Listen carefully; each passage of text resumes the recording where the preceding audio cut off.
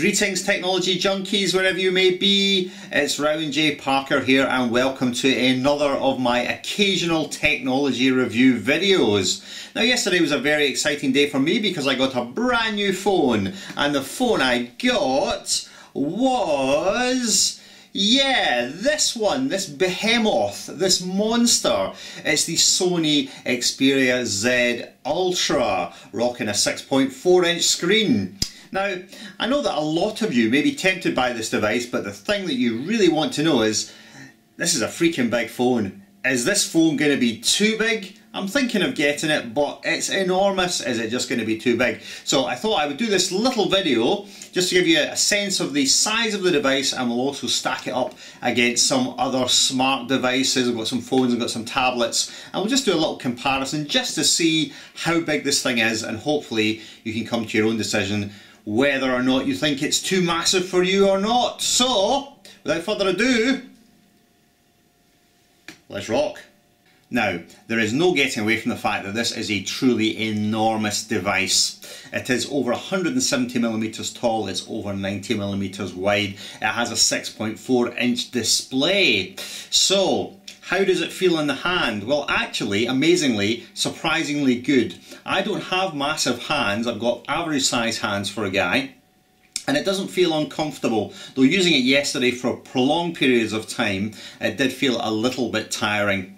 But the size is manageable, at least for me. I think what helps to keep the size manageable is the fact that it is very, very slim. It's 6.5mm and it's incredibly well balanced as well. So it really sits in a hand quite nicely despite the fact it's absolutely enormous. So I think despite the size of the handset, it works because of its thinness and because the handset is very well balanced. So that should give you a sense of it. Let's stack up some other devices now, and we'll really just put them head to head and just compare the dimensions. Let's do that. Okay, let's begin the smart device smackdown of doom. So we have the Xperia Z Ultra right in front of us. Let's bring in the phone that has up to now been my daily driver, which is the Samsung Galaxy Note 2.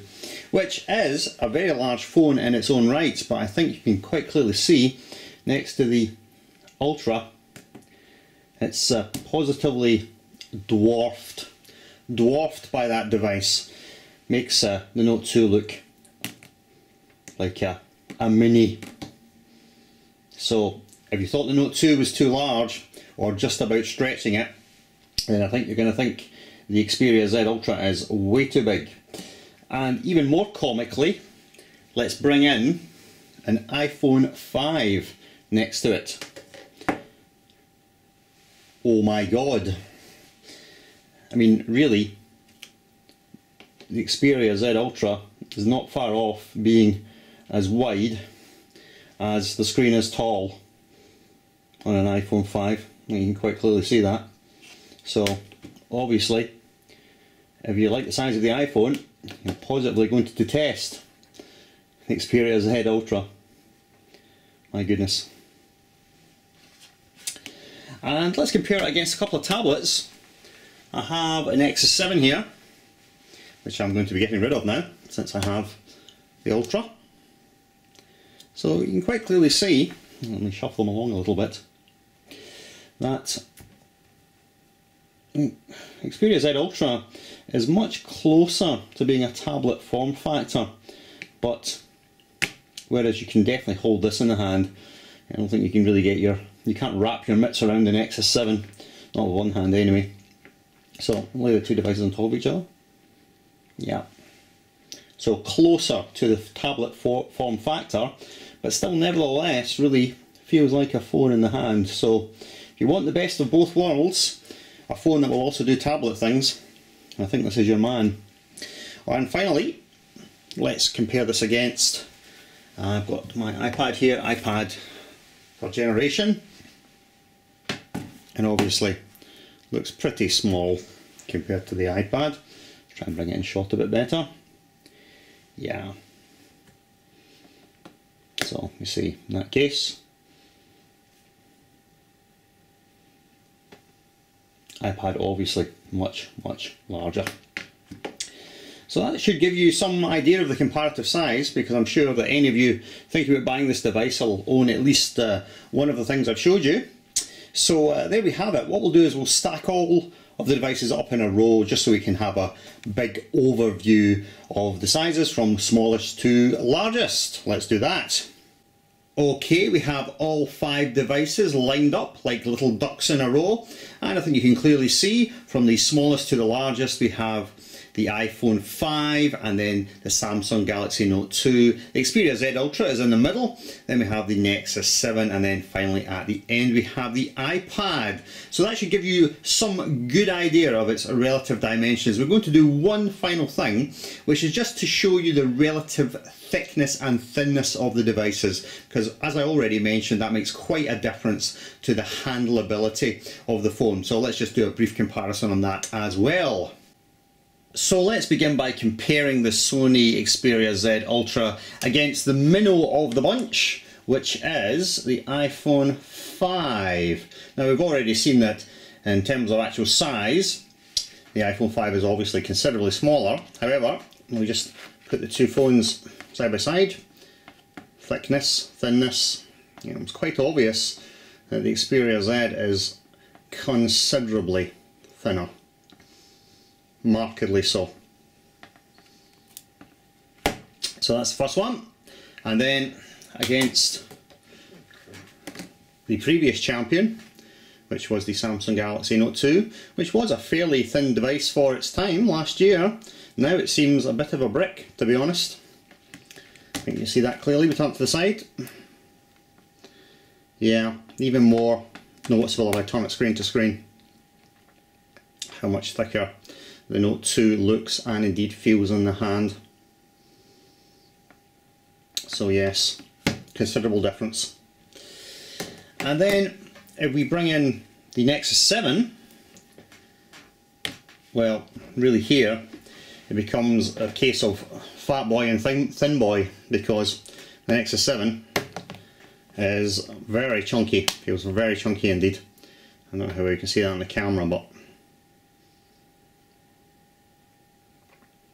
it's almost like the Xperia Z Ultra, the entire thickness of it is roughly the same thickness as the bezel or the surround on the Nexus 7, which doesn't even take into account this rather lumpy protruding back end.